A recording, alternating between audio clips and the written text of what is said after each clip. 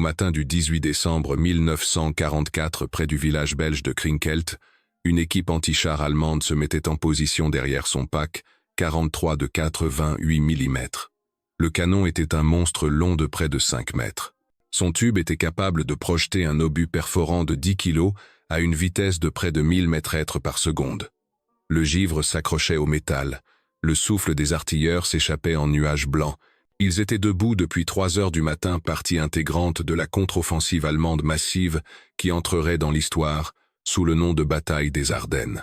L'Oberfeldwebel Klaus Richter commandait la pièce. Âgé de 26 ans, c'était un vétéran du front de l'Est qui avait détruit 11 chars soviétiques à Koursk. Pour lui et son équipage, le 88 Newton n'était pas seulement une arme. C'était la certitude faite d'acier. En 2 ans de combat, Richter n'avait jamais vu un blindage capable de résister à un coup direct à portée de tir. Ni le 34 soviétique, ni le Churchill britannique, et certainement pas le Sherman américain, ce cercueil roulant que les Allemands surnommaient le « réchaud à Tommy ». À travers le brouillard matinal, Richter repéra un mouvement. À 300 mètres sur la route forestière, un char Sherman émergea de la lisière des arbres. Procédure standard. Son pointeur, le Gefreiter Hans Müller, faisait déjà tourner le volant de pointage en direction amenant le long tube à viser la cible. Le chargeur enfourna un obus perforant dans la culasse. La séquence entière prit 11 secondes. Il l'avait répété si souvent que les mots étaient devenus superflus. Müller centra le réticule sur la caisse du Sherman, juste sous l'anneau de la tourelle, là où le blindage des chars américains était le plus mince. Richter donna l'ordre. Le 88 rugit. Sa détonation fit vibrer l'équipement et envoya une onde de surpression à travers le sol gelé. L'obus franchit la distance en moins d'un tiers de seconde. Il ricocha. L'équipage vit l'étincelle brillante de l'impact, l'obus déviant vers le haut, selon un angle prononcé avant de disparaître dans le ciel gris. Un silence de plomb s'abattit sur la pièce. Personne ne parlait. Mulet cligna des yeux derrière son optique, certain d'avoir mal jugé la distance ou l'angle, mais les données étaient correctes. 300 mètres cible quasi perpendiculaire, un tir d'école. Le Sherman continuait d'avancer. Richter ordonna un autre obus. Le chargeur était déjà en mouvement, ses mains agissant par automatisme, malgré la confusion qui brouillait son esprit. La culasse se referma dans un claquement sec. Müller tira de nouveau. Cette fois, ils observèrent tout le point d'impact avec une concentration absolue. L'obus frappa la plaque de glacis du Sherman en plein centre. De nouveau l'étincelle, de nouveau la déviation, le projectile qui aurait dû perforer 100 mm d'acier et transformer l'équipage en fragments de chair et d'os, venait de ricocher sur le blindage comme un galet sur l'eau. La tourelle du Sherman commença à pivoter dans leur direction. Ce que Klaus Richter et son équipage ne savaient pas, ne pouvaient pas savoir, c'est qu'ils faisaient face à l'un des 254 chars d'assaut M4A3E, 2 jamais construits. Les Américains l'appelaient le « Jumbo ». Son blindage frontal n'était pas les 50 mm d'un Sherman standard, ni même les 100 mm des modèles ultérieurs. À des endroits clés en tenant compte de l'angle et des plaques de blindage rapportées, il approchait les 180 mm d'acier trempé. Le pack 43 de 88 mm, le canon qui avait défini la guerre blindée sur le front de l'Ouest, venait de trouver son maître. La question n'était pas de savoir si l'équipage allait survivre aux 30 prochaines secondes. La question était de savoir combien d'autres artilleurs allemands affronteraient cet impossible Sherman avant que quelqu'un au sein du renseignement ne daigne les croire. Pour comprendre le choc de cet instant près de Krinkelt, il faut saisir ce que le canon de 88 mm représentait pour la Wehrmacht. Ce n'était pas simplement une arme. C'était une philosophie faite d'acier, la manifestation physique de la supériorité tactique allemande qui avait défini 3 années de combat blindé. Le Flak 18, le 88 originel, avait été conçu au début des années 1930 comme un canon antiaérien. Sa haute vitesse initiale nécessaire pour atteindre les bombardiers en altitude lui conférait un pouvoir de pénétration extraordinaire contre les cibles terrestres. Pendant la guerre civile espagnole, les équipages allemands de la Légion Condor découvrirent qu'ils pouvaient détruire les chars républicains avec une facilité déconcertante. La leçon ne fut pas perdue pour les planificateurs de la Wehrmacht. Dès 1940, le 428 avait été adapté pour un usage anti-char dédié. Le Pack 43, introduit en 1943, poussa les performances encore plus loin. Ces munitions à noyau de tungstène pouvait percer 150 mm de blindage à 1000 mètres. Aux portées de combat typiques de 300 à 500 mètres, il pouvait défaire n'importe quel char allié en service. Les Churchill britanniques avec leur épais blindage de soutien d'infanterie étaient vulnérables. Les 34 soviétiques loués pour leur conception inclinée n'offraient aucune protection. Et les Sherman américains étaient de l'avis de tous des pièges mortels. Les statistiques étaient brutales et bien documentées. Une étude de l'armée américaine de 1944 révéla que les canons allemands de 88 mm étaient responsables d'environ 30% de toutes les pertes de Sherman en Normandie, bien qu'ils représentent moins de 10% des armes anti-chars allemandes. La portée efficace du canon dépassait les 2000 mètres, permettant aux équipages allemands d'engager les blindés alliés bien avant que les canons américains de 75 mm ne puissent riposter. Le ratio perte divisé par victoire était dévastateur. Pour chaque canon anti-char de 88 mm détruit, les équipages allemands revendiquaient en moyenne 7 chars alliés. Les équipages allemands connaissaient ces chiffres, plus important encore, ils les ressentaient. La confiance que procurait l'utilisation du 4-28 était absolue. L'entraînement mettait l'accent sur cette supériorité. Les instructeurs de tir enseignaient que le seul défi était de toucher la cible, pas de la pénétrer. La doctrine supposait que tout char allié, une fois touché, était détruit. Les rapports après action renforçaient cette supposition mois après mois, bataille après bataille. Cette certitude psychologique s'étendait au-delà des seuls équipages de canonniers. L'infanterie allemande savait que si un 4-28 était en position, les blindés alliés ne pouvaient pas avancer. Les commandants bâtissaient leur plan de défense autour des capacités du canon, les positionnant au carrefour clé et le long des axes d'approche probables. La simple présence d'un 88 mm camouflé et silencieux pouvait stopper une avancée alliée. Les tankistes les craignaient. Les officiers du renseignement les traquaient. L'artillerie priorisait leur destruction. Fin 1944, alors que la situation de l'Allemagne devenait désespérée, le 4-28 représentait l'un des rares avantages technologiques que la Wehrmacht possédait encore. La production de chars allemands était loin derrière celle des Alliés. Les chars Panthère et Tigre, bien que redoutables, étaient complexes et sujets aux pannes mécaniques. Mais le 4-28, qu'il soit monté sur un chasseur de chars ou utilisé comme pièce anti-char remorquée, restait fiable, efficace et psychologiquement dominant. Les tankistes américains les appelaient les « canons assassins ». Les équipages britanniques les nommaient les « faiseurs de veuves ». Les rapports soviétiques décrivaient les positions défendues par des 4-28 comme des zones de mort. Le canon avait mérité ces surnoms au cours de 3 années de performances constantes. Il avait détruit plus de blindés alliés que tout autre système d'armes allemand. Et en décembre 1944, alors que la Wehrmacht lançait son ultime offensive désespérée dans les Ardennes, les équipages de 4-28 avançaient avec la confiance d'hommes à qui on n'avait jamais donné tort. Cette confiance était sur le point de voler en éclats. Alors que les artilleurs allemands opéraient avec une confiance suprême, les équipages de chars américains entraient au combat en 1944, accablés par une psychologie très différente. Ils montaient dans leurs chars M4 Sherman, en sachant avec une certitude statistique qu'ils étaient surclassés. Le Sherman n'avait pas été conçu pour combattre les blindés lourds allemands. Il avait été conçu pour être produit en des quantités que l'industrie allemande ne pourrait jamais égaler. C'était une doctrine stratégique saine, mais elle offrait peu de réconfort aux hommes à l'intérieur de ces boîtes d'acier. Le blindage frontal du Sherman, dans sa variante la plus courante, mesurait 50 mm sur la caisse et 66 mm sur la tourelle. Les modèles ultérieurs, comme le M4 Eon avec le canon de 66 mm, l'augmentèrent à environ 100 mm sur la plaque de glacis, en tenant compte de son inclinaison à 47 degrés. Ces chiffres étaient suffisants contre la plupart des chars et canons anti-chars allemands de 1942 et du début de 1943.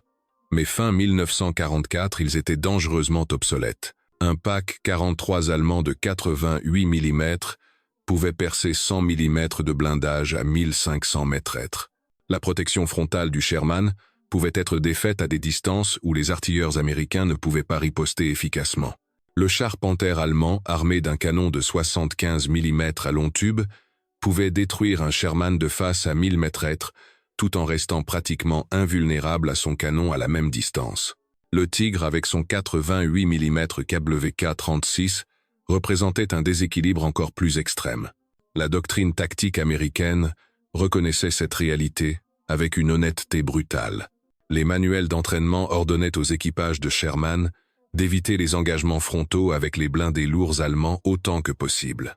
La tactique privilégiée était d'utiliser la supériorité numérique, de manœuvrer pour prendre les flancs et d'attaquer par les côtés ou l'arrière là où le blindage allemand était le plus mince. La doctrine officielle suggérait qu'il fallait 5 Sherman pour détruire de manière fiable un Panther. Les équipages résumaient cela en une blague sinistre, 4 Sherman pour distraire le Panther, 1 pour passer derrière. Le surnom Ronçon ou Tommy Cooker, le réchaud à Tommy reflétait la tendance du Sherman à prendre feu lorsqu'il était perforé. Les premiers modèles stockaient les munitions dans des casiers, le long des flancs de la caisse, directement sur la trajectoire des obus pénétrants. Un impact mettait souvent le feu aux charges propulsives, provoquant des incendies internes catastrophiques. Les équipages avaient environ 30 secondes pour évacuer avant que la température à l'intérieur n'atteigne des niveaux mortels. Beaucoup n'y parvenaient pas. Des variantes ultérieures déplacèrent le stockage des munitions sous le panier de la tourelle et ajoutèrent des chemises d'eau pour la protection contre l'incendie, mais la réputation persista. Les statistiques de pertes renforçaient ces craintes. Une étude de 1944 par la 3e division blindée révéla que 62% des pertes parmi les équipages de chars survenaient dans les 30 premiers jours de combat. Les nouveaux équipages peu familiers avec l'emploi tactique approprié souffraient de manière disproportionnée, mais même les équipages expérimentés faisaient face à de sombres probabilités. La durée de vie opérationnelle moyenne d'un Sherman en combat intensif se mesurait en semaines, parfois en jours. Pourtant, les Sherman continuaient d'arriver. La capacité industrielle américaine produisit près de 50 000 variantes du M4 pendant la guerre. Les usines allemandes réussirent à produire environ 6 000 Panthers et 1 300 Tigres pendant la même période. La fiabilité mécanique du Sherman, sa facilité d'entretien et sa simplicité logistique signifiaient que les formations blindées américaines pouvaient soutenir des opérations indéfiniment. Les chars lourds allemands, bien que supérieurs en puissance de feu et en protection, passaient plus de temps à attendre des pièces de rechange qu'à engager l'ennemi. Cela créa un paradoxe dans la doctrine blindée américaine. Stratégiquement, le Sherman gagnait la guerre par le nombre et la durabilité. Tactiquement, les équipages individuels faisaient face à des risques terrifiants chaque fois qu'ils rencontraient des armes lourdes allemandes.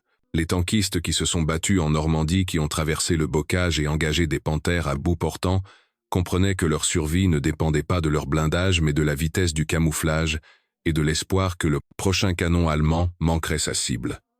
C'est dans ce contexte qu'arrivèrent à l'été 1944 254 chars qui brisèrent toutes les certitudes sur les blindés américains. Ils étaient des Sherman de nom et de silhouette, mais leur protection rivalisait avec celle des chars lourds allemands. Leur désignation était M4A, 3E, 2. Les équipages les appelaient simplement les Jumbos. Et pour des raisons liées au secret, à une production limitée et à un déploiement précipité, le renseignement allemand n'apprit jamais leur existence avant qu'il ne soit bien trop tard. Le char d'assaut M4A, 3E, 2 n'est pas né d'une planification délibérée, mais d'une nécessité impérieuse reconnue au printemps 1944. Alors que les planificateurs alliés préparaient l'invasion de la Normandie, les rapports du renseignement brossaient un tableau inquiétant. Les forces allemandes avaient fortifié la côte française avec de vastes ouvrages défensifs, des bunkers en béton, des points d'appui renforcés et des obstacles anti-chars en couche. Percer ces défenses nécessiterait un blindé capable de mener les assauts d'infanterie tout en absorbant des coups qui détruiraient les chars standards.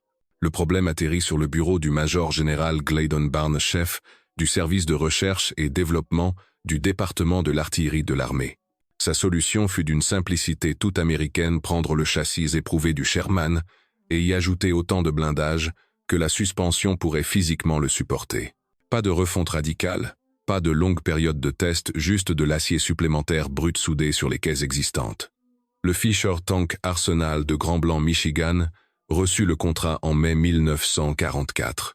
Les ingénieurs calculèrent que le châssis du M4A3 avec son moteur Ford GAF V8 produisant 500 chevaux pouvait supporter 9 tonnes de blindage supplémentaire sans défaillance mécanique catastrophique.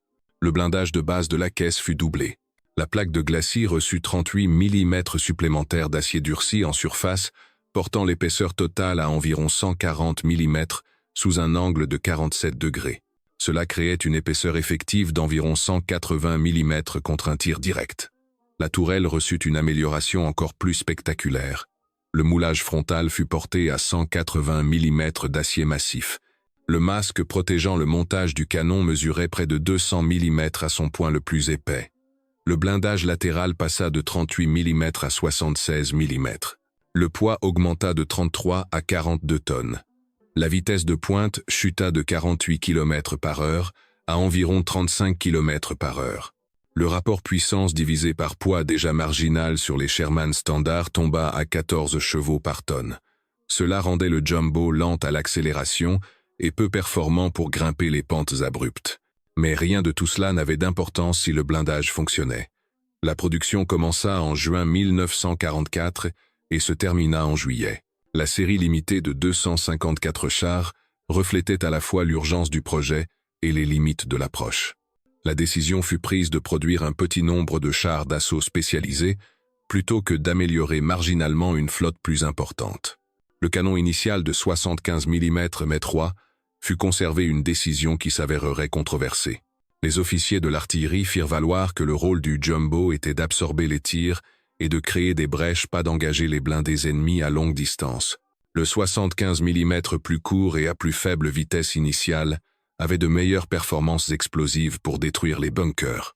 Mais cela signifiait que les équipages de Jumbo possédaient une protection extraordinaire, tout en étant armés d'un canon inadapté aux chars lourds allemands qu'ils rencontreraient inévitablement. Les premiers Jumbos arrivèrent en Europe fin juillet 1944, des semaines après le débarquement en Normandie.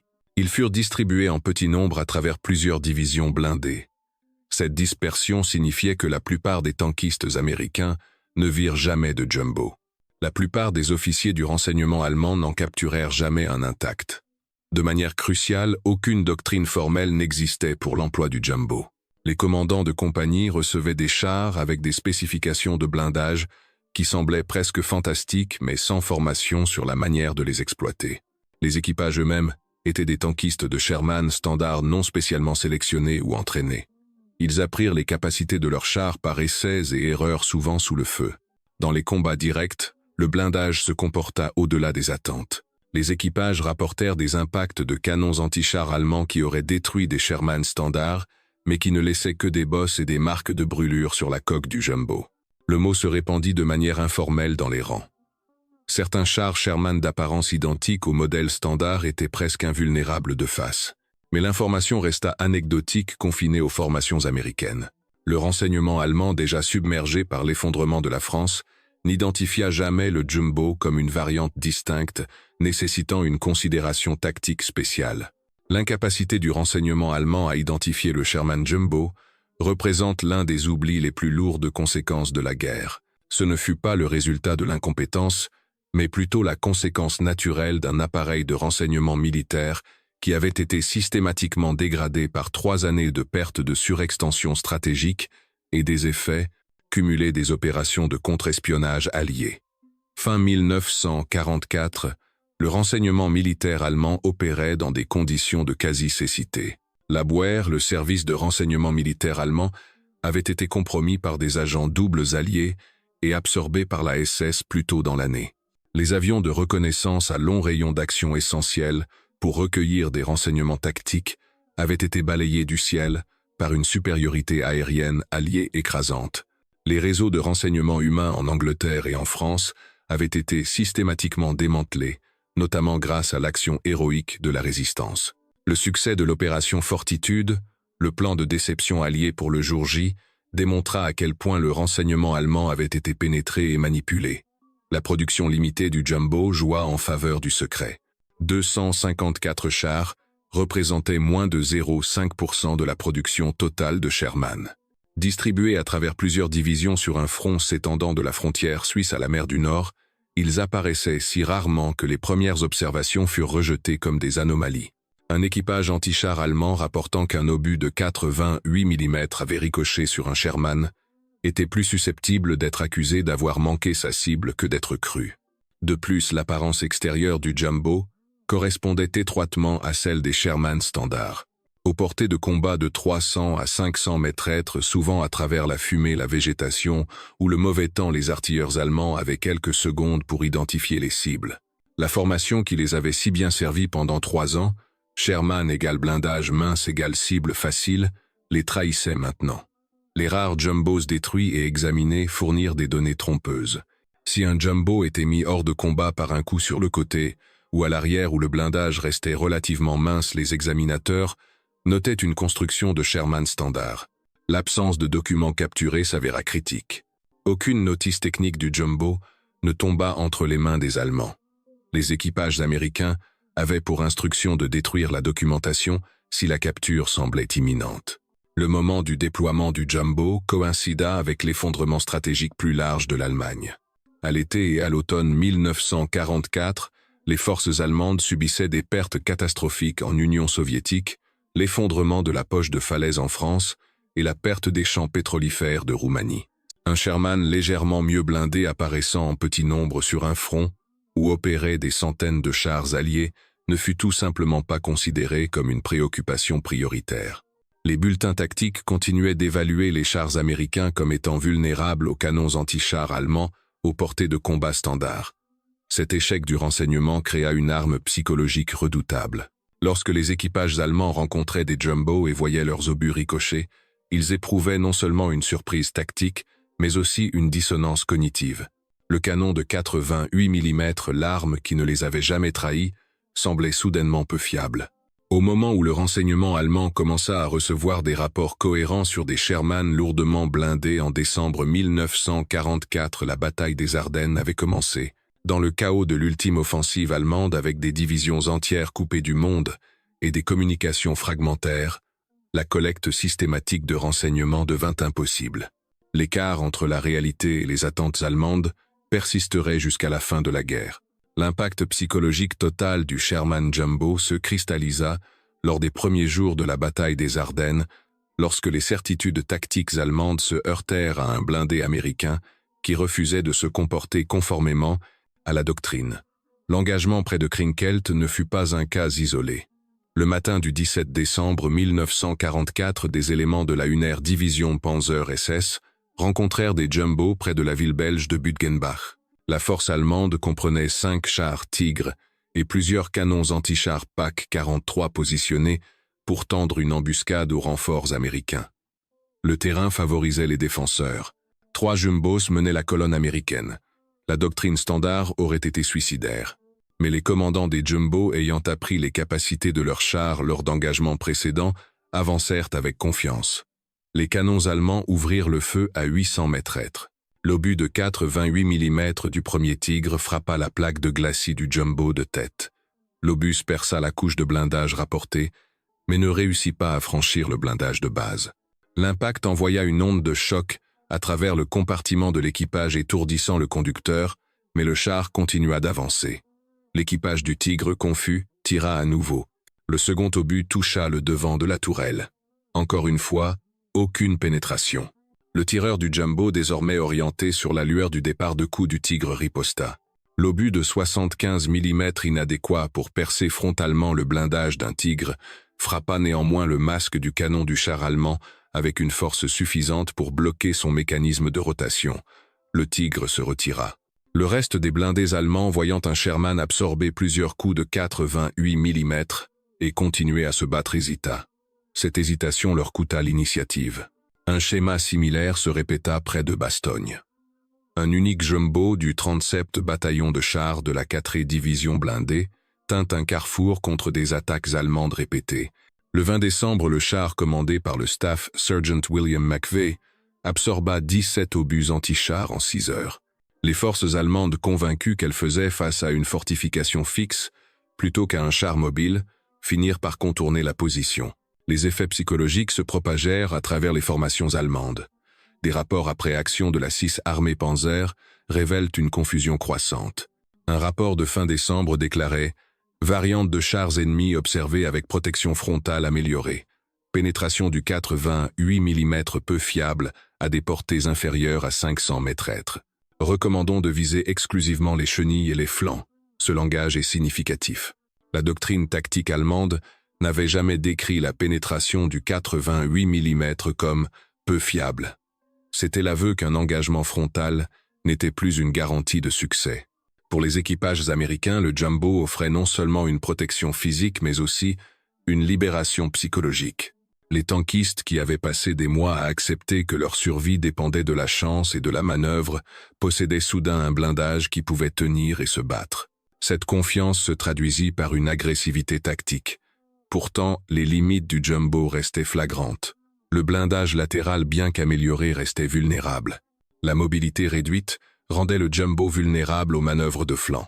De plus, le canon de 75 mm signifiait que le Jumbo ne pouvait pas engager de manière fiable les blindés lourds allemands de face. L'engagement devenait un jeu de nerfs. Mais le fait que de tels affrontements deviennent des énigmes tactiques plutôt que des pertes américaines certaines représentait un changement révolutionnaire. Le bilan de combat du Sherman Jumbo au cours de l'hiver 1944 à 1945 révéla à la fois ses forces extraordinaires et ses limites inhérentes. Les statistiques de pertes racontaient une histoire frappante. Les Sherman M4 standards subirent des taux de perte approchant les 40% pendant la bataille des Ardennes. Les Jumbos opérant dans des conditions identiques connurent des taux de perte inférieurs à 15%. Cette différence était presque entièrement attribuable à la protection du blindage frontal. Mais cette limitation en puissance de feu poussa à des modifications urgentes sur le terrain. À partir de janvier 1945, certains Jumbos reçurent des canons de 66 mm récupérés sur des Sherman standards détruits. La conversion était non officielle réalisée par les unités de maintenance avec les moyens du bord. Le 76 mm plus long et à plus haute vitesse initiale donnait aux Jumbos une chance de se battre contre les blindés lourds allemands. Une quarantaine de Jumbos reçurent cette amélioration. Ces Jumbos hybrides représentaient ce dont la doctrine blindée américaine avait besoin depuis la Normandie, un char qui pouvait à la fois survivre et tuer en combat direct. Pourtant, alors même que ces modifications progressaient, le contexte stratégique changeait. En février 1945, la résistance allemande à l'ouest s'effondrait. L'échec de l'offensive des Ardennes avait consumé les dernières réserves mobiles de l'Allemagne. Les pénuries de carburant immobilisaient même les chars allemands intacts. La supériorité aérienne alliée signifiait que les blindés allemands pouvaient à peine se déplacer de jour. L'impact psychologique du Jumbo, cependant, persista au-delà de son utilité tactique. Les artilleurs allemands qui avaient rencontré les Sherman lourdement blindés emportèrent cette expérience dans les engagements ultérieurs. La confiance absolue qui avait caractérisé les équipages de 88 mm plus tôt dans la guerre fut remplacée par la prudence et l'incertitude. Pour les tankistes américains, l'existence du Jumbo fournit quelque chose de plus précieux que son nombre limité ne le suggérait la preuve que l'industrie américaine pouvait produire un blindage égal aux standards allemands, lorsque nécessaire. Le récit selon lequel les chars américains étaient intrinsèquement inférieurs était définitivement brisé. L'incapacité de l'armée allemande à répondre efficacement au Sherman Jumbo mit en lumière l'effondrement plus large de sa capacité tactique et industrielle dans les derniers mois de la guerre. L'échec du renseignement était symptomatique d'une organisation militaire qui avait perdu sa capacité à s'adapter. Les documents de formation pour les équipages anti-chars, même ceux produits en février et mars, continuaient de lister les spécifications de blindage du Sherman Standard. La base de connaissances institutionnelles construite sur 3 ans de succès ne pouvait pas intégrer rapidement la nouvelle réalité. Les unités allemandes individuelles s'adaptèrent par l'expérience durement acquise, mais ces leçons restèrent localisées. Au niveau industriel, la paralysie était encore plus dommageable. Les usines étaient sous bombardement aérien constant. Les matières premières étaient rares. La main-d'œuvre était de plus en plus composée de travailleurs forcés. L'impuissance industrielle signifiait que les équipages anti-chars allemands de mars et avril 1945 se battaient avec essentiellement les mêmes armes et munitions qu'ils avaient utilisées en 1943. Pour les troupes de la Wehrmacht qui avaient compté sur la supériorité technologique pour compenser leur désavantage numérique, ce fut une catastrophe psychologique. Cette érosion de la confiance contribua à la désintégration rapide de la Wehrmacht à l'ouest. Des unités qui se seraient battues avec acharnement en 1943 ou 1944 confiantes en leurs armes et leurs tactiques choisirent plutôt la retraite ou la reddition. Le rôle du Jumbo dans cet effondrement fut indirect mais mesurable.